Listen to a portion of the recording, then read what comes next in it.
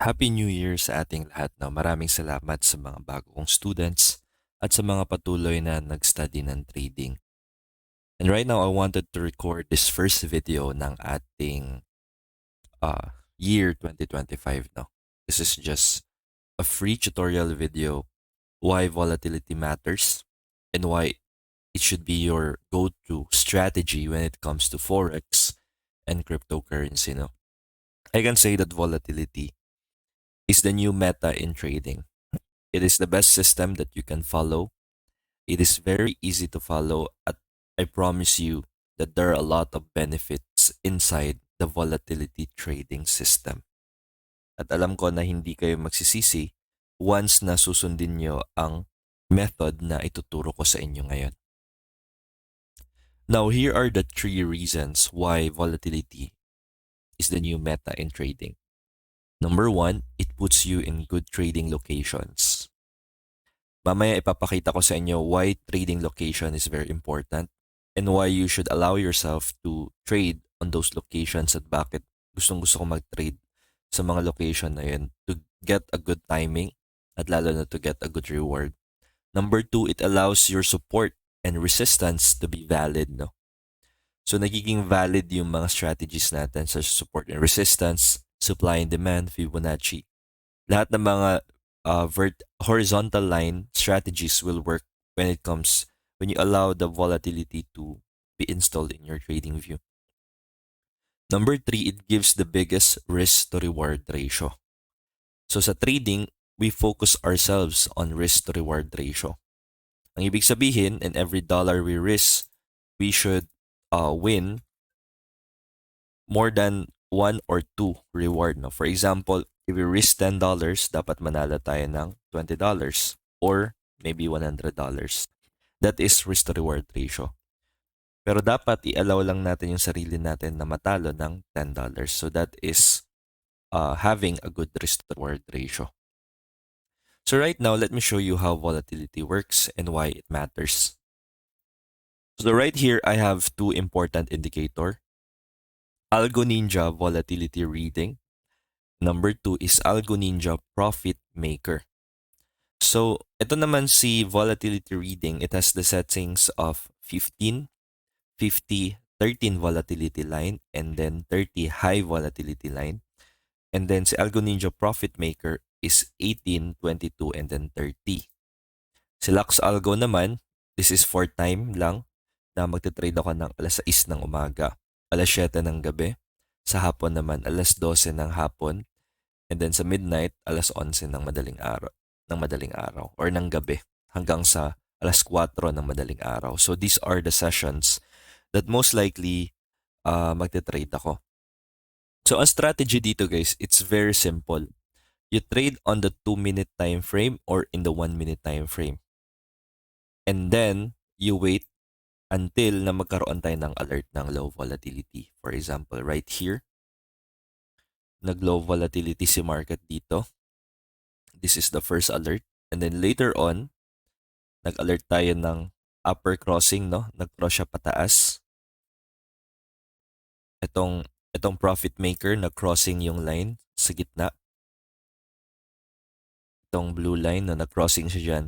So that is where we will enter into a trade. So dalawa yung magiging entry natin. Dalawang alarm yung susundan natin. The first alarm is the volatility alarm. The second alarm is the entry alarm. Ganun lang siya, no?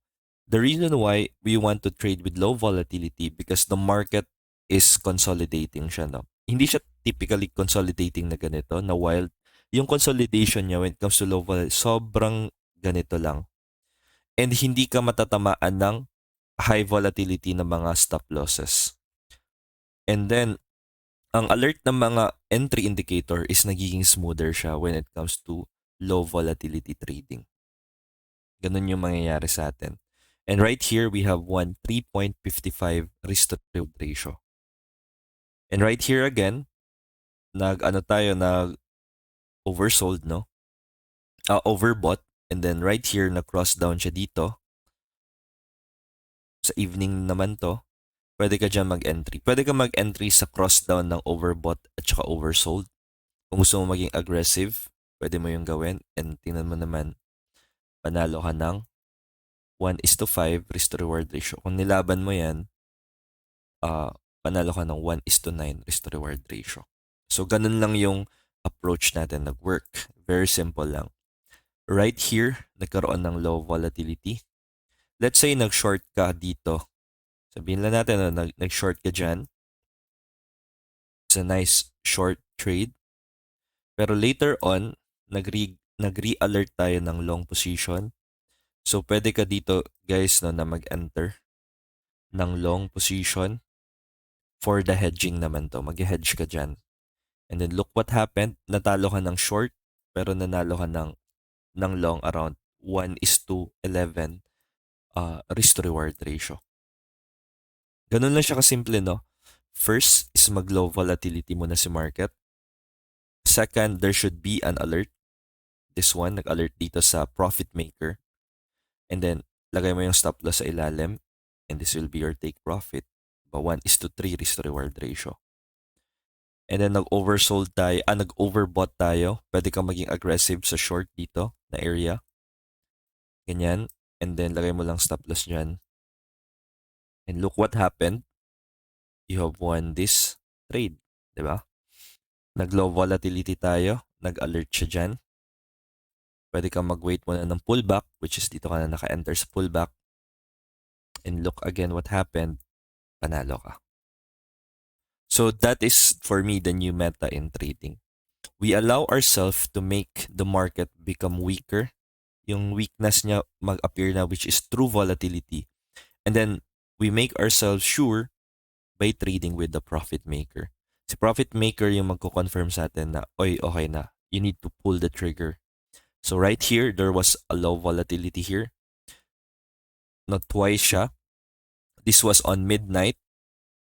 Nag-low volatility dito si market. So look, you can win here on long. You can win here on short. And right here as well on long. And then dito naman, you can win here on short. Just imagine, this is 1:9 risk to reward ratio. And then dito naman is 1:2.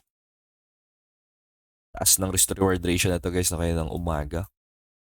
1:27 risk to reward ratio. Now let's try different coin. Random lang na coin sa crypto, no? LTC USDT perp. So still, it has the same story and scenario. There was a low volatility. Nag-short tayo dito. And then look, no, panalo pa din tayo dito ng 1:3 risk to reward ratio. And then nag-re-alert na naman tayo ng long sa middle line right here. Wait lang tayo ng konting pullback. Lagay ka ng stop loss. And then panalo ka na naman dito sa long position. 1:15.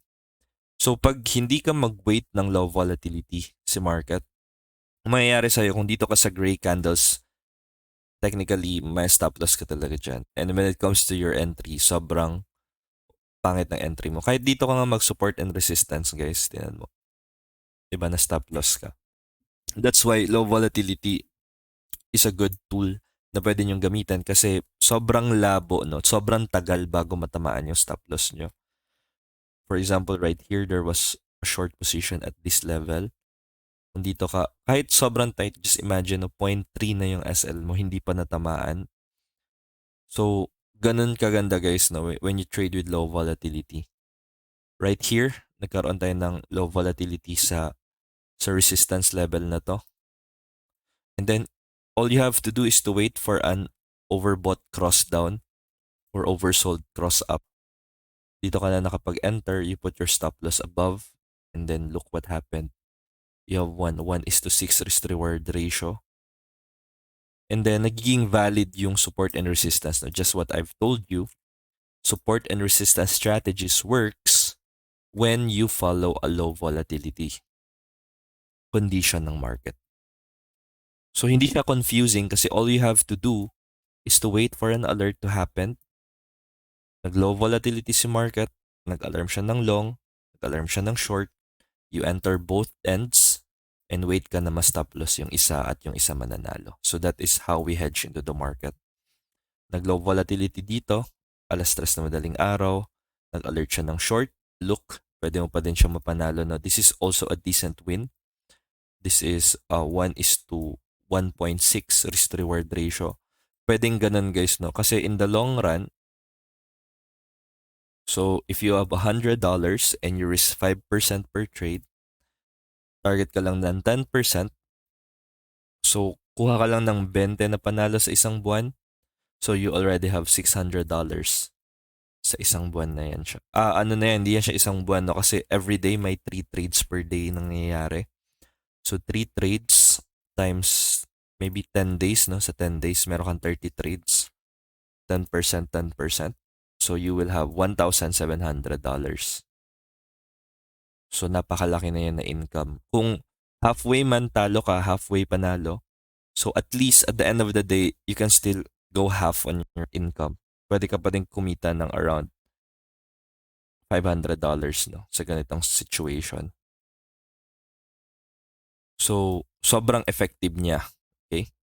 Dito nagkaroon ng low volatility. Ano sabi ko? Support and resistance strategies works. Okay? Pag nag-low volatility si market and then panalo ka dyan. So, hindi tayo dito namimili guys, no? Sobrang ganda ng low volatility. Kasi, ito, another coin na naman. Try tayo, ARPA USDT. Still, it has the same formula again. Diba? Nag-low volatility si market. Support and resistance. Okay? Low volatility dito. So, ang paglalagay ng support and resistance, guys, during low volatility condition ng market, ganito lang siya. So, first is mag-wait ka lang ng alert na mag-low volatility si market. So, for example, right here, nag-alert siya. And then, nag-alert siya ng short. Pagka-alert niya ng short, all you have to do is to create your resistance. And then, nag-alert siya ng long, is you create your support. So, ganun lang siya guys, no? And then, ang confirmation mo, a secondary crossing, right here, nag-crossing dito sa profit maker. So, this is where you will enter into a trade. You put your stop loss above. And then, look what happened. You have won the trade. So, ganun lang siya nag-work. Kailangan mo ng secondary crossing to be sure na totoo yung support and resistance na nilagay mo. So, ganun lang siya nag-work guys, no? For example, right here, nagkaroon tayo ng midline crossing during the low volatility ng market. So, kailangan mo lang maglagay ng support and resistance as much as possible. 1, 2, 3, 4, no? 4. And then, later on, nung pagkatapik niya dito, you can immediately enter, but you need to put your stop loss at the previous high. Ayan, ito yung pinaka-previous high na nakikita natin. And, ayan, panalo ka ng trade na 1:5 risk to reward ratio. So, ganun lang siya guys, no? It's very simple and sobrang doable niya gawin. So, dito naman, nag-alert dito ng long. So, anong gagawin mo? Lagay ka ng support or resistance. And then, nag-alert dito ng long. So, maglalagay ka ng short, naglalagay ka ng support and resistance. So, wait ka na lang ng secondary alert. Once the market hits this level, nung pagka-hit ni market dito sa level na yan, meron tayong secondary alert dito na long. So, we will enter here for our long position. And then, may secondary alert tayo ng short. So, pwede tayo dyan mag-enter. Kaso, anong nangyari, natalo si short, panalo si long ng 1:16 risk to reward ratio. So, ganun lang siya nag-work. Very simple lang. So, first, nag-low volatility, nag-alert ng long. You will put a nice support and resistance.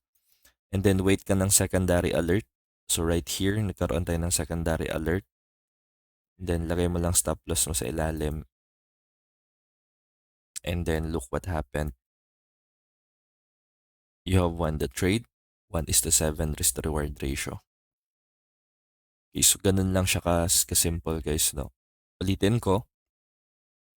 Low volatility, nag-alert ng long. Lagay ka ng support and resistance, this one. And then, wala namang secondary alert, so that's okay. At least, dito din, meron ka din dyang resistance. So wait ka din dito ng secondary alert, which is dito na siya crossing sa middle line, or wait mo talaga bumaba yung volatility niya or yung overbought region niya, pwede mo yung gawin. Kung gusto mo ng sure, midline crossing yung kunin mo. So this is the midline cross. And then look, panalo ka dito. So ganun lang siya kasimple guys, no? For me, gaya nga ng sabi ko, volatility, it puts you in good trading locations. It allows your support and resistance to be valid. It gives the biggest risk-to-reward ratio. So I hope that everyone will follow at matry nyo tong system na to kasi sobrang ganda niya guys, no?